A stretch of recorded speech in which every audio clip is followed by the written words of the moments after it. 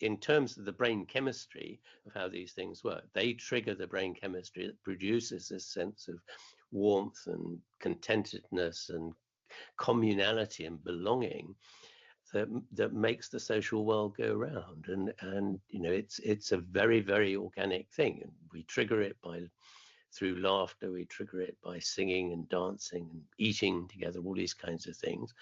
But it can be triggered just by these sort of casual, well, I suppose you might think of them as old-fashioned politeness as much. Yeah, exactly.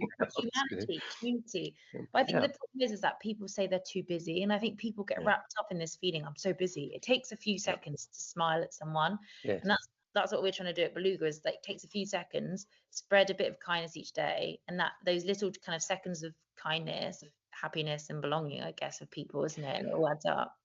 Yep. I mean, actually think it is simply a quantitative effect like that, because each time you smile, or laugh, as the case may be, that action triggers the brain chemistry that produces these effects a tiny little bit. And therefore, if you do it once in a day, well, okay, you're probably not going to get an enormous benefit.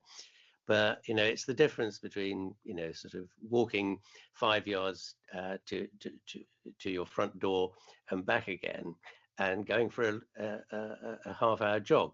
Right? Half-hour jog is lots of little steps, each of which produces this sense of engagement and sense of warmth and communality. And the more you do it, the bigger the effect you get. So the more often.